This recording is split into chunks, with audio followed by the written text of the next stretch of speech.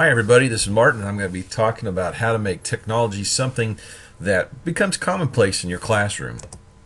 First thing is technology really has to kind of become a routine. Just like we walk in and we put our books in the same spot and we talk to certain kids or we hang our coat in the same area, that you have to kind of start blending technology into your teaching style and really make it something that you use every day. Just like we turn on a TV to see what the weather is, or maybe we turn the radio on in our car, or we use our cell phones to talk to our friends and family. It becomes part of our daily routine that we don't even think about it. It becomes a normal place. And, this is something that the students can do on a point that they can learn to use the technologies and become fairly comfortable. In general, they're probably smarter with technology than we are and can start implementing it into their own learning in the classroom. Once you give them the basic resources and kind of point them in the right direction, most students can handle it and do fine and probably do a better job than we can with the time that we have. They seem to really adapt to it and accept it as part of the learning process. So it becomes a lot of fun. Also, you don't have to be limited to your classroom. We've talked about this before, that we can use different technologies in the home. We can do little things outside. We can take field trips and use technologies either to record things, to take notes, take pictures, to do research when we're not sure on what something is or how to spell something, or just want a better look at something that we can't normally find maybe in the normal classroom environment, just to change things up. You don't have to do this all the time. You can keep it on a simpler level where they're just using it at home or in other classes or in different events in their life when they go to learn. So when we start this, we've talked about from the beginning, you want to start small. Pick a couple things. Look at what you have. Look at what you want to do. Look at how you're going to kind of tackle a problem. We don't want to try and do too much the first time. And as you teach and become more comfortable and kind of make it a commonplace of your daily routine as a teacher, you're just going to build on it. You're going to keep adding to it as your kids do when they learn. I mean, we all started kindergarten, first grade, second grade, and we build on math, writing, reading. Why don't we do this with technology to help enhance the learning and find things that really work great for you as an elementary teacher? So, to find out what works good for you, we need to identify our needs. First thing is you need to make a plan. How much are we going to try and tackle this year as far as just general teaching, and what subjects are we going to teach, and what things we're going to try and accomplish, and then a little bit of a plan on how we're going to implement it into technology. I recommend setting some basic goals. These are broad goals, like I want to have internet research time for the students. The kids are going to go look up one topic that we identify as a question that we don't quite understand or we don't know at the time, and give them 10 minutes every day to go do some research and then report back, and everybody can kind of do a communal learning, get some real active learning in the classroom. If you don't have these resources, start writing them down. Get a list of things that you think you need that would make your teaching better. Having a plan, knowing what you're going to do, having some basic goals and needs. When the principal, vice principal comes around and asks how things are going, you can say, well, they're doing all right, but we would be better if we had this.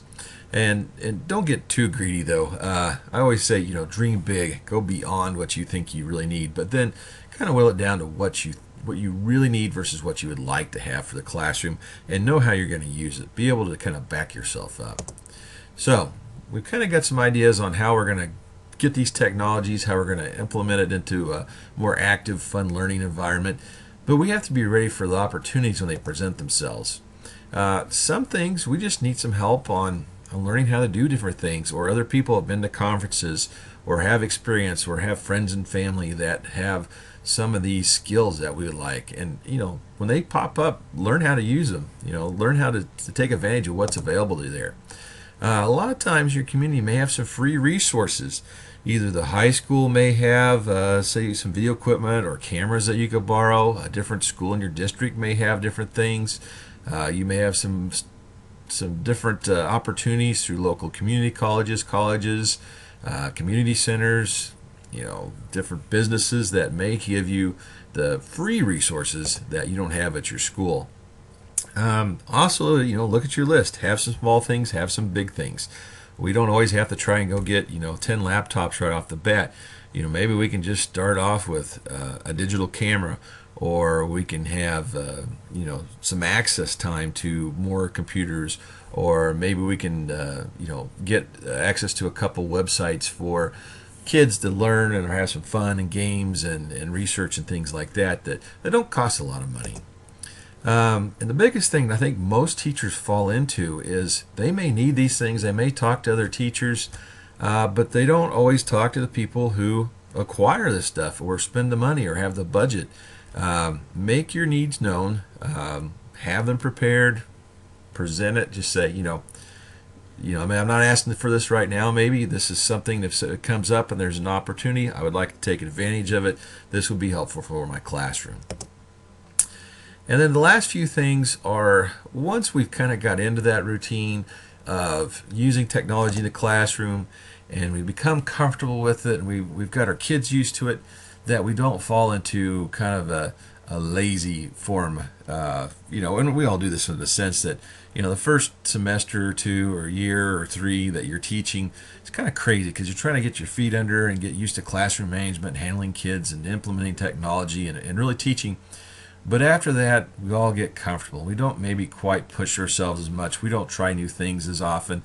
So make sure that you kind of keep that in mind and maybe even schedule that you're going to try at least one new technology every year, or try some new technique once every trimester, quarter, or semester, whatever you happen to have. So it keeps things exciting. It gets the kids involved and exciting. They like new adventures and they like to try new projects and learning opportunities that maybe the other class hasn't done before. So it's kind of some fun things you can do. And work together with other teachers. Do some brainstorming. Maybe do a little team teaching every once in a while. Swap classes if you know something that they don't know. Mix things up a little bit. Don't be afraid to step out of your classroom and go into somebody else's and help them along, and vice versa. I think it'll really get things excited. And the same things goes with getting other kids involved. Older students are great with working with younger kids to help them master different lessons and ideas and concepts, and the use of technology, let them interact with each other, can really help a lot on that process. And the last thing, discover and expand whenever you can, and go beyond the textbook and the standards.